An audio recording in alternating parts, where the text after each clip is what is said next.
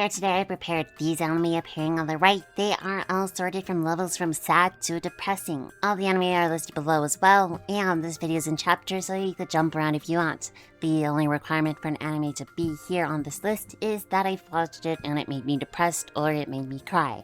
That's it. So let's start with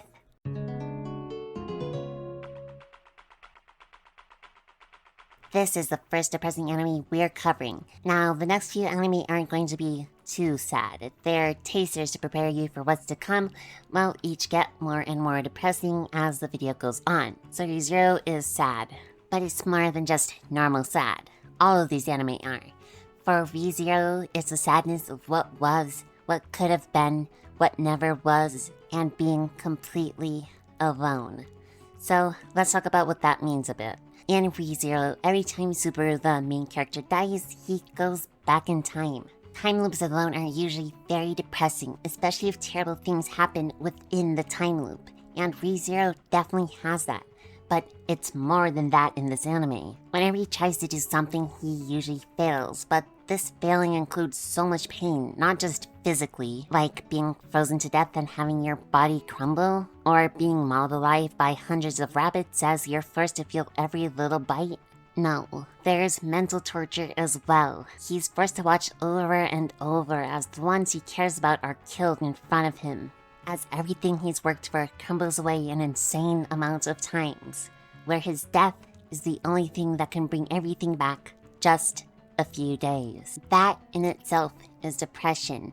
What's the value of his life if when he dies, everything rewinds?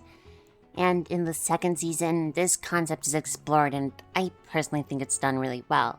I won't tell you what the conclusion is, but I really liked it. But again, it's more than just the value of a life. Multiple times he has to deal with the consequences of his actions.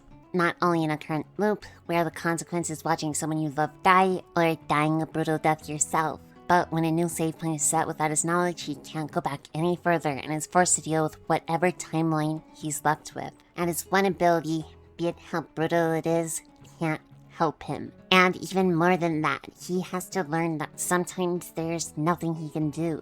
He wants a perfect outcome. He wants everything to work out perfectly. Turning back time only costs his life, so why wouldn't he spend endless amount of time to get the outcome he most desires? Because sometimes, no matter how much he does, he can't do anything to get the perfect outcome. Sometimes he's just not enough. And for the final bit, which is my favorite, is how Subaru deals with loneliness.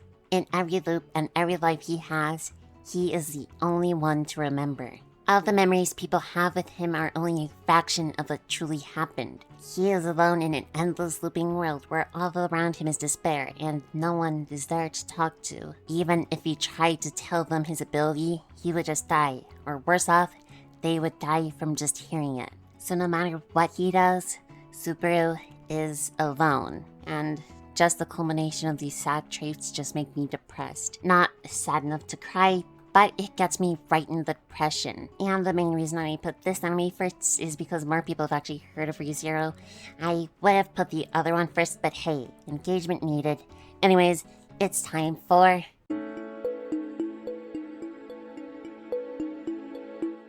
this one is leagues less depressing than ReZero, but it actually managed to make me cry, so I'm putting it in the same tier.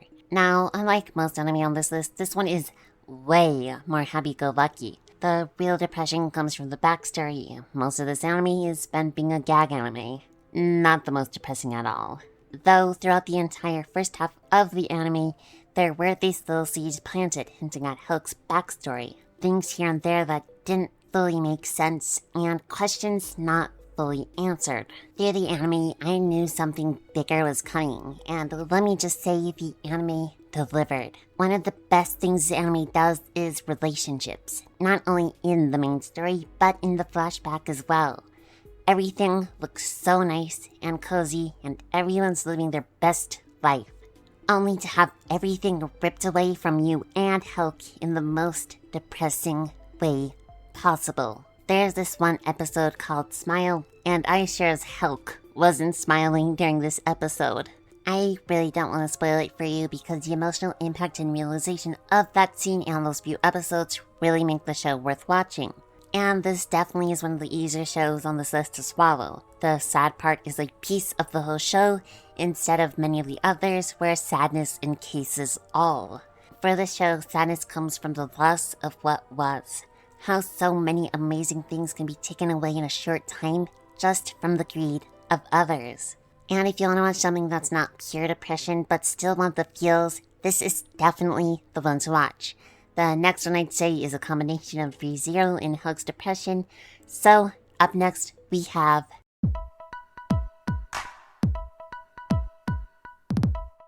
Tonari no Yokai-san. This anime will probably make you cry, and these next few are anime that take it up a notch, where the whole thing is steeped in depression. Way less comedy, way less chilling, and a lot more depression, while not fully taking over. And to start us off, I think Tonari no Yokai-san is the best transition because out of the next three, it's honestly the most chill. Now, this anime's form of depression is family, and the many ways family can be formed and lost. Now, a lot of this anime is cute and adorable, though yokai are supposed to be scary. These ones are very kind and cute, where multiple of them have formed families with humans. But in the world of yokai, sad stuff is bound to happen. And the way anime delivers the depression to you is by showing you beauty, then it crushes it. It shows amazing families and relationships just for them all to crumble in front of your very eyes. Now, this anime does decide to lean more towards the happy, sweeter parts of depression. Not the I'm so happy I'm crying, but the bittersweetness that could be found from sad moments. Like knowing your dad is technically still maybe possibly alive because you didn't come home as a ghost with your dead grandpa. Sure, he's missing, but he might be out there somewhere. Now, this anime is slightly slow at first, where it's setting up the world and showing off its amazing characters.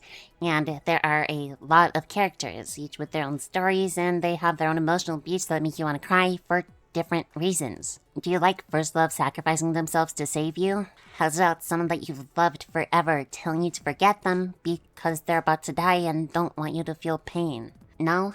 How's about coming to terms with a horrible family that values purity and bloodline above all else? Well, don't worry, because the show has way more than just that to offer. Only one of those things that I said was even part of the main story, so that's just a taster for you. But I just really think this anime captures the bittersweetness that comes with relationships in general. And the way the world is built, though a bit odd, really helps to bring out the many forms of relationships there are. And I really did cry multiple times when watching it, and it tugged one too many of my heartstrings. So if you're looking for something with way less comedy and a nice amount of depression, Tonari no Yokai-san is the best one to fill you full of that nice kind of depression. But if you're looking for something a bit more dark, pun intended, here today I've brought you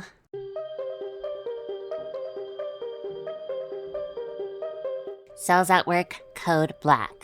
Now, this is kind of a spin-off of the original Cells at Work, but this is, as the name suggests, the actual sad one. This anime is basically what happens when you treat your body poorly. The kind of sadness this one provides is the total and absolute crushing of hope and optimism. Now, there's this red blood cell guy, and he's ready to get to work on his job of delivering nutrients and air to cells around the body. The problem is, the body he's in is complete dog water. Every time he expects to see some joy or happiness, nothing good comes. Like, the entire anime is based around different ways you can mistreat your body. It's both a warning of a lot of things you could do to your body, and it shows how it affects the inner workings of your body. And I really like the cool inner workings part. But back to the optimism crushing, my main man Red Blood Cell is just trying to do his job. He wants to keep the body alive and fully functioning. That is the reason he was created. But because he's new and he doesn't know the horrors that wait for him in the body, you gotta see this bright-eyed, hopeful young man turn into a being of pure despair. Every time he tries to fix the body or do better, figure out what's wrong or make a change, nothing he does can make a change. He's but a lowly red blood cell, a cog in a machine. What can one cell do to fix a whole broken system? And I bet you'd expect the answer to be fix everything. This is an anime after all, but no, he can't. He's forced to see the horrors of everything around him with no power to actually change anything. Sure, there's that whole thing at the end, which I won't spoil, but otherwise he doesn't do anything but learn the horrors of the body, and maybe inspire a few cells to work a bit harder. I mean, what are you supposed to do in a body that has terribly huge kidney stones that cause terrible panic? The body's a heavy drinker, so the liver's overworked and barely functioning. There's so much stress placed on the body that it's starting to go bald, and many, many, many more problems that are all packed away within it. There's nothing he can do but keep doing his job as a red blood cell. And I don't want to cover any of the main sad events in this one because to be qualified as a depressing anime, this one needs a bit more help. Because if the concept of a world falling to despair and destruction around you isn't depressing enough, then the despairing parts won't fully hit you. So I'll leave it a secret for now. Don't worry, because the next anime sad parts can stand on their own. So get ready for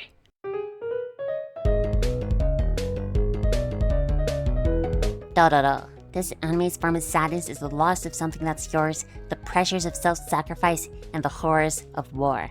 So this anime is completely steeped in depression, where you'd be lucky to find a happy-go-lucky moment that is not completely surrounded by depression. This one might deserve to be moved up a bit on this list, but it really didn't hit me as hard as future ones did, so I'm placing it here. Now, the story centers around one boy, not Dororo, though the show is named after them. It's all about Hyakkimaru. Now, before he was even born, his father made a deal with devils to sacrifice him in order to promise his land prosperity.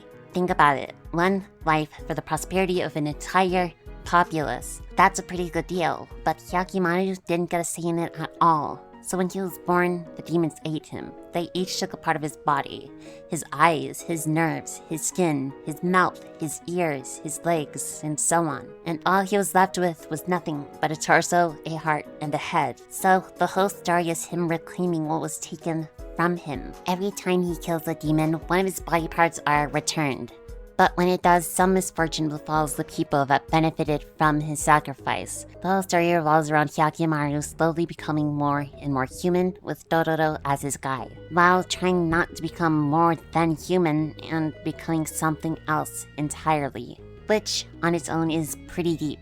Every time he gains a new body part, he has to learn how to cope. What would you do if you randomly started to feel pain when you never did before?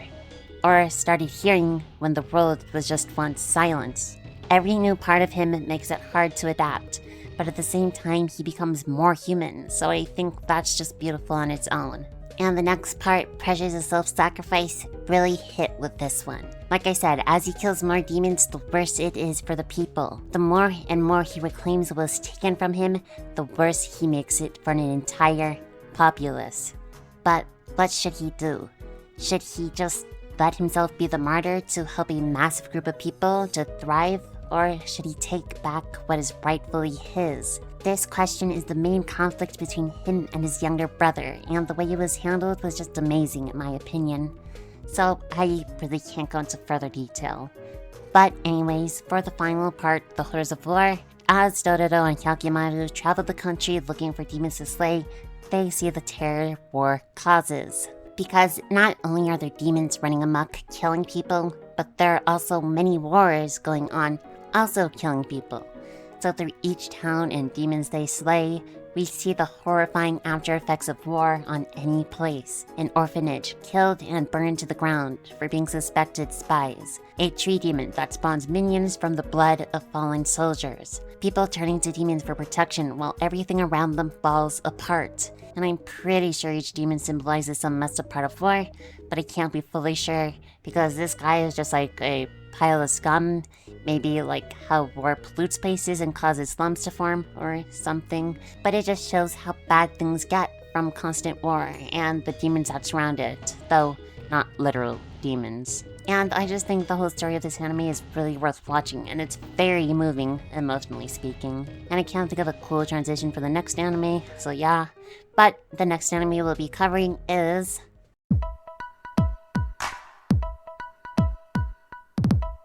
Plastic Memories. And this anime is depressing as hell. And these next few anime will really, the depressing ones, with only a few wholesome moments shoved in between just to get you attached to the characters, just for them to be ripped away. And Plastic Memories is really good at this. This anime's form of depression is losing loved ones. Yay, my favorite. Okay, so the whole premise of this anime is that they're in the future with robots. The problem is, if a robot exists for too long with one instance of memory, they go crazy and start killing people around them. So it's the job of our main characters to then take in the robots and remove their memories, effectively killing them. And if someone were to take away one of your loved ones and then kill them, how would you feel about it? Would you just willingly give them away? Probably not. So most of the anime is trying to comfort and convince the owners of the robots to give them away. And that's the whole premise and gameplay loop of this anime. But it's how it's done, the stories that are shown, and the beauty of the animation that truly takes it up a notch. I cried at practically every episode of this anime. The best quality that separates this anime from other higher tiers on this list is the amount of cry per episode. The CPE, if you will. And compared to all the other anime so far covered on this list, this one has both high CPE and insane emotional damage come the end. I, of course, would not spoil it for you, but let's just say, when you know something's gonna happen, you know something's gonna happen, and it really hurts. But back to other sad parts, each episode really takes its time letting you get to know each character involved in the assignment. Like a kid whose entire family died and all he has left is his robot sister. You have to watch as they take her away. Or a bodyguard of an old boss man where they've effectively formed a father-daughter relationship. You have to watch as these people come to terms with giving up their loved ones. And by the end of this anime, I promise you that by just seeing the amazing beginning of this intro will be enough to make your heart hurt. This anime really takes it up a notch compared to the previous anime, so we're finally in the territory of anime that will truly make you cry. If you have a heart, that is. I mean, the robots did cry a lot, and they technically don't have hearts, so I can't really even say that. Oh well, the next anime is also completely depressing. Yay! Why did I make this video again? Anyways, here we have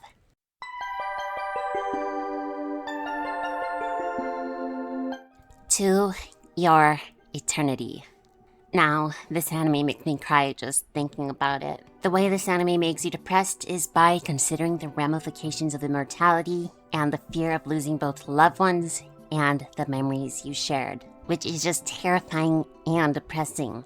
The CPE for this anime is decently high, especially packed in the first few episodes, but as it goes on, the amount of depression really starts to spread out a bit. But for this show, it's really easy to tell if you like it. Episode 1 hits you with one of the most sad and depressing stuff I've seen.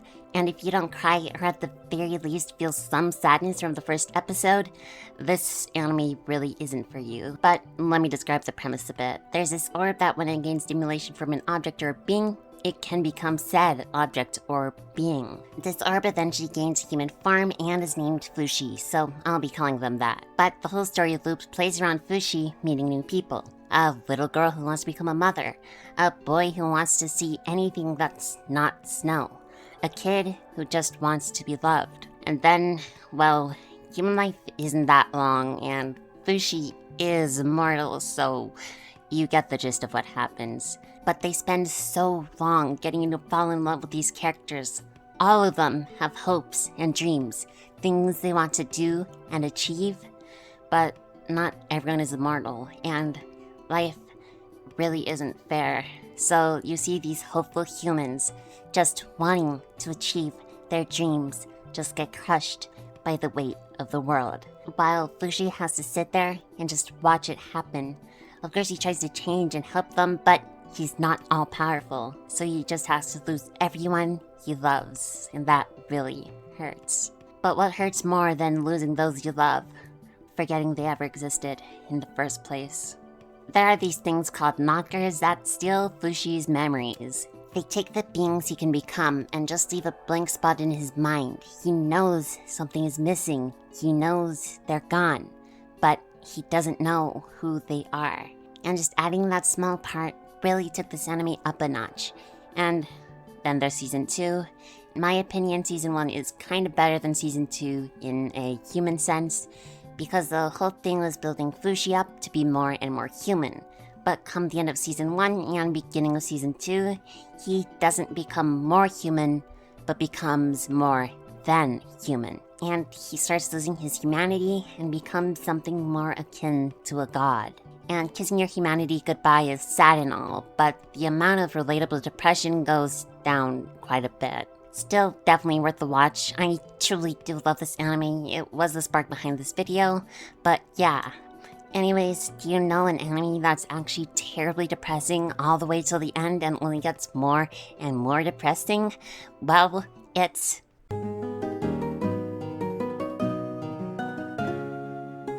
Anohana, the flower we saw that day. Okay, this anime I've watched like 3 times already, and every single time, without fail, it makes me cry.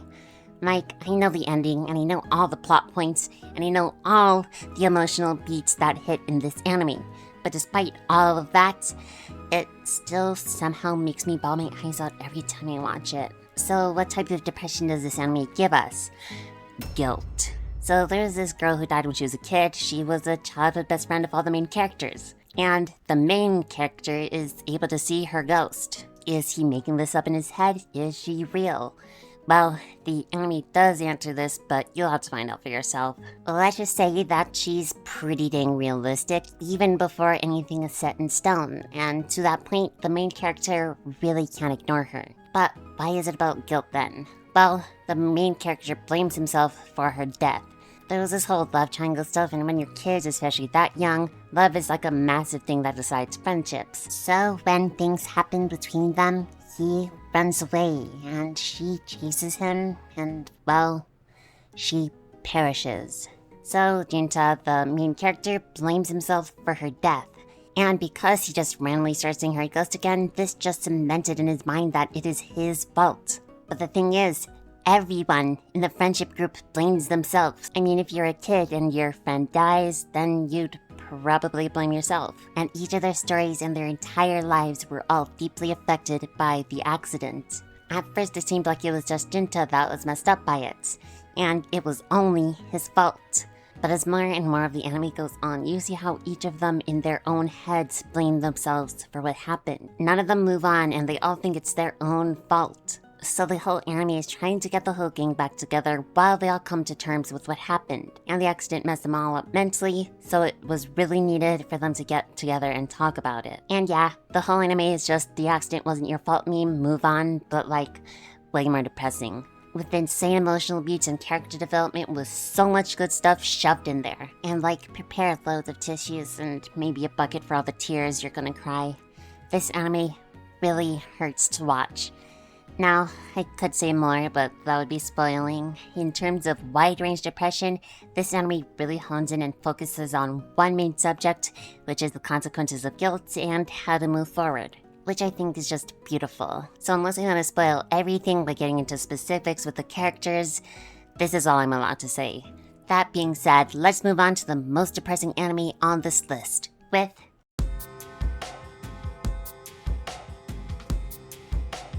Violet Evergarden. This anime is by far the most wholesome and heart-wrenching anime. Though the entirety of this anime is absolutely drenched in the worst kind of depression, it is also covered in the most heartfelt stories imaginable. This anime manages to cover the widest girth of sad topics while still having a double continuous sad backdrop, which to pull off seems impossible, but it's possible for this anime. So the depression this anime brings forth is the sadness of war, what it means to love, and the stories of people. Let's start with the stories of people because that is the most forward-facing part of this anime. Violet Evergarden, the name of the main character, and the anime is an auto-memories doll, or someone who types letters for people. So whenever someone requests a service from the company she works for, she heads over to them and writes them a letter. Now, these aren't your random, hey, how's it going letters. These things cost cold, hard cash. So when you request someone to write a letter for you, there's meaning behind them. And dear God, there's always meaning behind these letters. Like a kid who's going to die, wanting to say one last thing to each of his family members before his death, so Violet delivers the letters she wrote the day that he died. Or a mother who always wanted to be there for her daughter, so she had Violet write letters so that even after her death, her daughter could still have a piece of her, year after year. It was as if her mom was still there with her, despite being long gone. This stuff is just so sad, but this happens over and over, and you think, well, they couldn't possibly have another depressing story, but oh wait, here it is, some depressing stuff right here on a plate, just for you. What are you supposed to do but cry at these expertly crafted depressing stories that are just shown to you? And that part of the anime alone is enough to put this anime in this spot, but oh no. No. This anime wants the world to suffer. We still got 2 main parts now, don't we? The meaning of love still isn't found, now is it? So, Violet doesn't know what love is. The last thing the Major who disappeared in her eyes said to Violet was, "I love you." And she was like, "What's love? What does that mean?" So she goes on a quest to figure out what love means. That's the reason she became an auto memories doll, because to do that job you need to be able to empathize with people. So from each and every request she did, she learned more and more about love and what it means to everyone, but more importantly, what it means to her. And the progression of her character was just so marvelously done. And finally, there's war. The second part of the backdrop. Now, war plays a part in this entire anime. A huge war just finished, so everyone's still recovering from it. And you see all the ramifications of war through each and every story. To the backdrop and subplots, there's war that affects all of it. It affected Violet because she was a child soldier, which is why she didn't know what love meant. The way it was sewn into the anime, while not overpowering any of the stories or the message of the anime as a whole, was just amazing. And if you only watch one anime on this entire list, Violet Evergarden really has to be the best pick. It's just so amazing not to watch. This next anime though, well, it's a bit of a different story. Here we have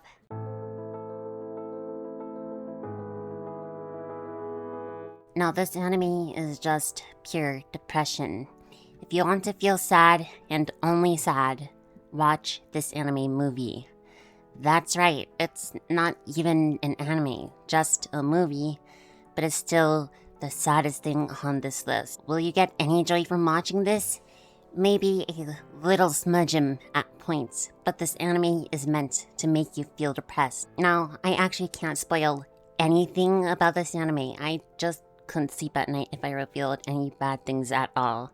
All I am able to tell you is war, orphans, and depression. You just have to trust me on this one, and if not me, look at the audience scores this anime got. It's well worth the watch, especially if you need a cry. But yeah, most depressing on this list. Watch at your own risk. I loved it. I cried. Please just let there be one more candy, I beg of you. End of story. And yeah, that's all the depressing anime I've got for you now. I know there's just like way more. I am already amassing a list of new sad ones to watch, so there might be a part 2 if I watch enough and feel depression from them. But yeah, that's about it. List in the description of anime I covered. See you in like 4 weeks maybe for some gag anime. I don't know. I need some comedy after all this depression making this list. But yeah, that's about it. Hope you enjoyed this video. If you did, you can subscribe if you want. But anyways, I am Anohana and bye bye.